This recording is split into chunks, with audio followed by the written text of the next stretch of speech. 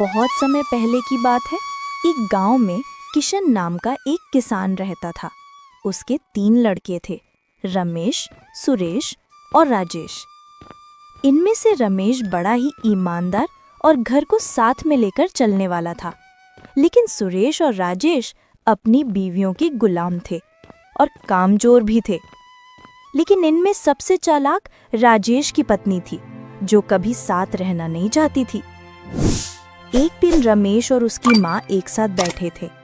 रमेश अपनी माँ से बोलता है, आज पिताजी को गुजरे हुए 1 वर्ष हो गया। उनकी कृपा से हमारा घर आज भी एक साथ है। हाँ बेटा, वो तो गए और उनकी कृपा से पूरा परिवार आज भी साथ है। कई परिवार देखे मैंने, जैसे ही घर का मुखिया चला जाता है तो पूरा घर बिखर जाता है। तुम तीनों भाई ऐसे ही साथ रहना। जैसे तुम्हारे पिताजी चले गए, उसी की तरह किसी दिन मैं भी चली जाऊंगी। अरे माँ, ऐसा मत बोलो। हम सब साथ हैं और आपको हम कहीं नहीं जाने देंगे। इनमें से रमेश बड़ा ही ईमानदार और घर को साथ में लेकर चलने वाला था।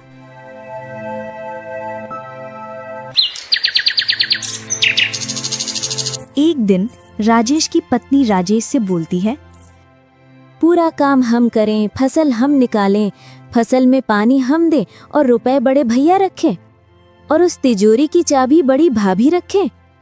ऐसा लगता है मानो हम इस घर में नौकर हैं। ऐसा नहीं है, तुम गलत सोच रही हो। बड़े भैया बाजार से कुछ सामान लाते हैं तो वो सबके लिए समान सामान लाते हैं। वो कभी भी किसी के साथ भेदभाव नहीं करते हैं। तुम्हें लगता है कभी उन्होंने तुम्हें फसल का हिसाब दिया? हाँ, ये बात तो तुम सही कह रही हो। उन्होंने आज तक हमें हिसाब नहीं बताया। क्या मालूम वो हमें बेवकूफ बनाकर कम धन दे दे जब बंटवारा हो, और उनके बच्चे महलों में रहे और हमारे बच्चे सड़क पर। हाँ, तुम सही बोलती हो। कल ही मैं पूरी फसल का हिसाब करवाऊंगा। दोनों सो जाते हैं।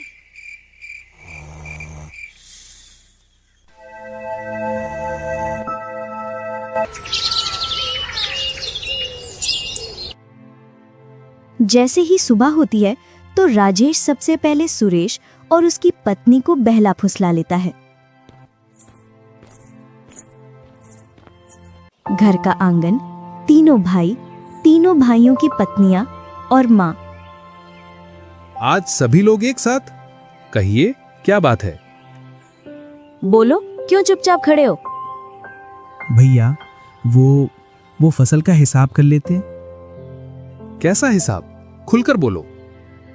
फसल कितने की निकली और कितना खर्च हो गया और तुम्हारे पास कितना धन बचा है।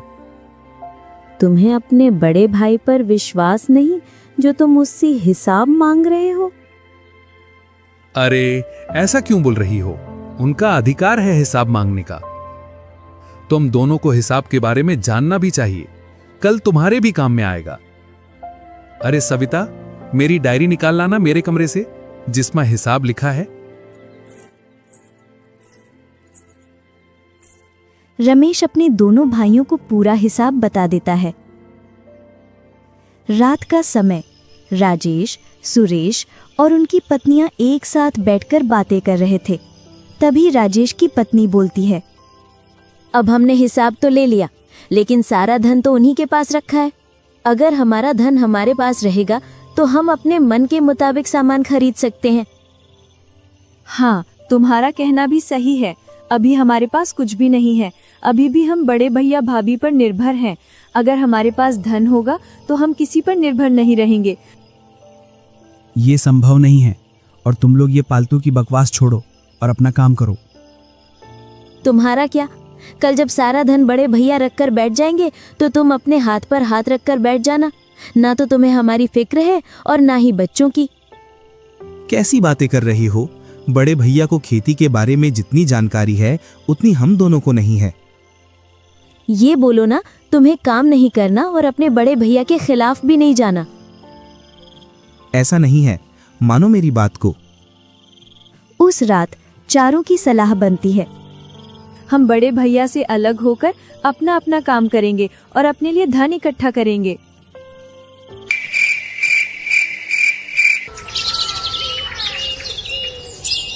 सुबह का समय, वही आंगन और सभी लोग एकत्रित। अब क्या हुआ? चलिए सब अपने अपने काम पर चलते हैं।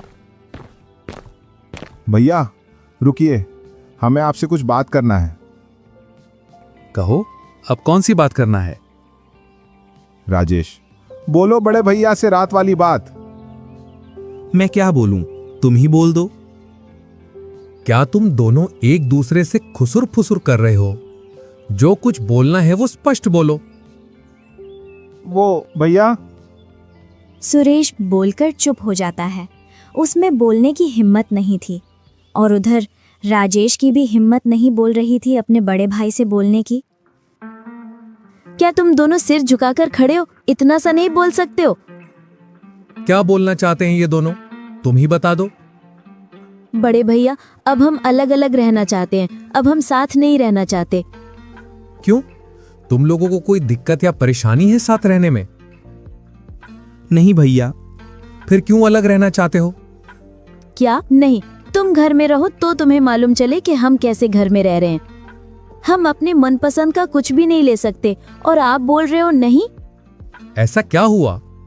क्या तुम्हें मनपसंद की वस्तुएं नहीं मिल रही? सभी को मैंने समान वस्तुएं दिलाई हैं। कभी मैंने किसी के साथ भेदभाव नहीं किया। नहीं, अब हम अपनी मनपसंद की वस्तुएं खरीदेंगे और अपना धन अपने पास रखेंगे। अब हम किसी के बंधन में नहीं रहने वाले। ठीक है, तुम्हें साथ रहना अगर बंधन लगता है तो मैं आज ही इस बंधन से तुम लोगों को मुक्त कर देता हूं। हम आज ही बराबर बंटवारा कर देते हैं। तुम दोनों अपनी बहुओं की बातों में आकर ये गलत फैसला ले रहे हो। तुम दोनों तो कुछ बोलो, या ये ही बोलेंगी? दोनों भाई गर्दन झुकाए बूढ़ी माँ की बातें सुनते रहते हैं और कुछ भी जवाब नहीं देते। आ जाओ, कर लेते हैं बंटवारा।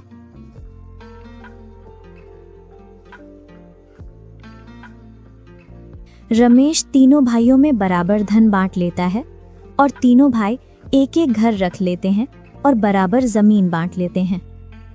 लो भाई, हो गया बंटवारा। अब तो खुश हो? अब अपनी इच्छा के अनुसार काम करना। हमारा साथ यहीं तक था। चलो मां, रहने दो इन्हें इसी घर में।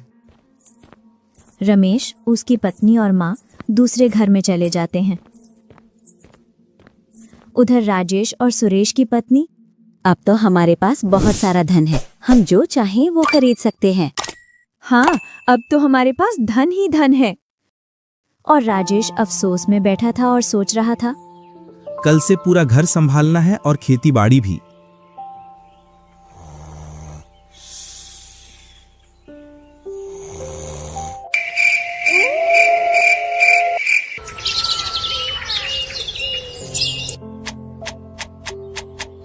कुछ दिन बाद राजेश और सुरेश सब भूल जाते हैं और जो धन मिला था उस पर खूब मौज करते हैं। कभी राजेश की पत्नी नए नए हार लाती, तो कभी सुरेश की पत्नी नई नई साड़ियाँ। ऐसे ऐसे 6 महीने गुजर जाते हैं और चारों ने खेतों की तरफ मुड़कर भी नहीं देखा। इधर रमेश अपने खेतों पर पूरी निगरानी रखता है और उसकी फसल खूब लहरा रही थी। उधर राजेश और सुरेश के खेत खाली पड़े थे।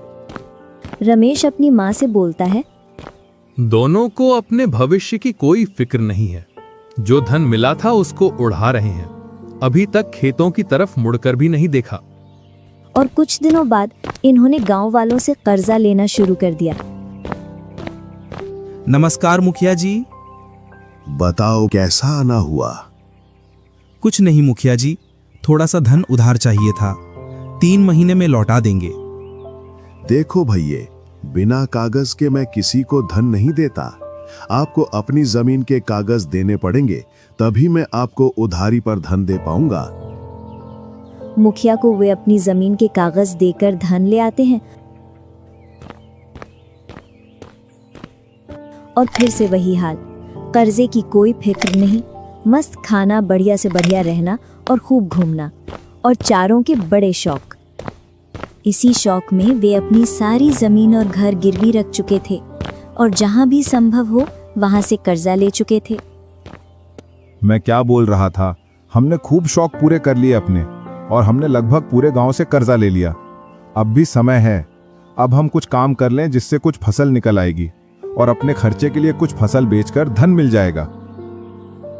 अरे भाई, काम तो नौकर लोग करते हैं, हम तो जमींदार हैं, हम तो राज करेंगे, राज। इतने में ही मुखिया आ जाता है।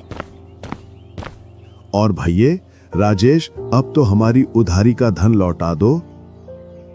अभी तो नहीं है मुखिया जी, अगली फसल पर लौटा देंगे। ना भैये, मुझे तो मेरा धन आज ही चाहिए, वो भी ब्याज समेत। बहुत हो गया तुम लोगों का अगली फसल अगली फसल। 3 महीने की बात थी, आज पूरा 1 वर्ष हो गया।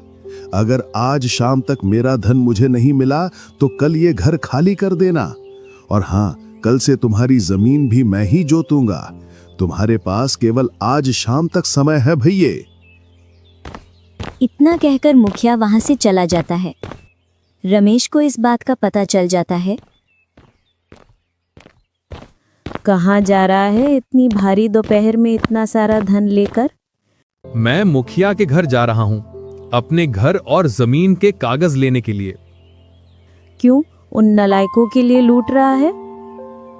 नहीं मां, मैं इतना मूर्ख नहीं हूं कि उनके लिए धन लुटाऊं, लेकिन उनको सबक सिखाना भी जरूरी है, जिससे वे अपने काम के प्रति वफादार बने। दोपहर का समय, गांव की पंचायत, जिसमें मुखिया, गांव का जमींदार और रमेश, राजेश और सुरेश तीनों भाई और कुछ गांव वाले।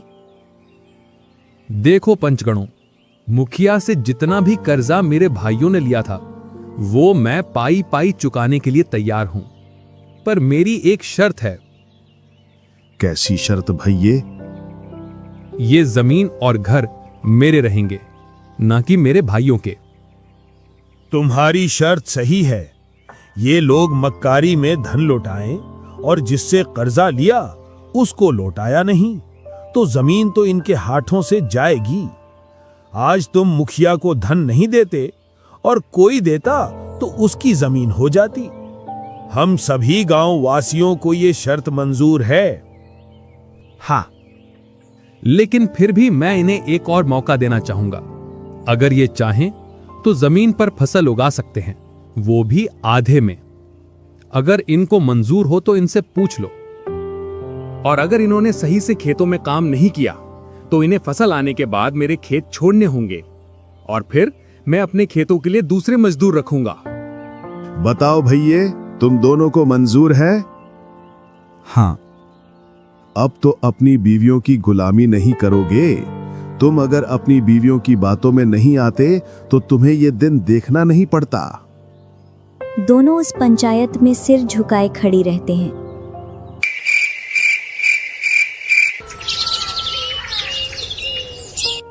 दूसरे दिन रमेश ने घरों में ताले लगवा दिए। भैया, हम कहाँ रहेंगे? राजभूख बहुत कर लिया तुम लोगों ने। तुम्हारे लिए खेतों पर आलीशान झोपड़ियां बनवाई हैं, उन्हीं में अपना राज्य का विस्तार करना। और हां, आज अगर तुम दोनों शाम तक एक खेत की खुदाई कर दी तो तुम्हें 1 महीने का राशन मिल जाएगा।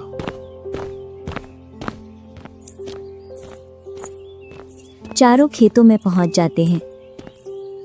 राजेश, अगर तेरी बीबी की बातों में नहीं आते तो ये दिन देखना नहीं पड़ता।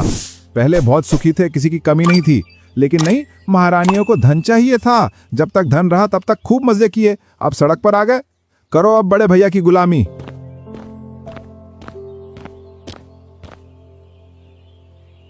नहीं चाहिए मुझे, ऐसे दोपहर में मुझसे काम नहीं होता। महारानी, अब राज सिंहासन छिन चुका है, अब हम गुलाम हैं और शाम तक ये खेत तैयार करके देना है, नहीं तो खाने के लिए अनाज नहीं मिलेगा। वो देख तेरी देवरानी, उसका सारा मेकअप उतर गया, वो भी तो काम कर रही है। चल इधर और काम कर।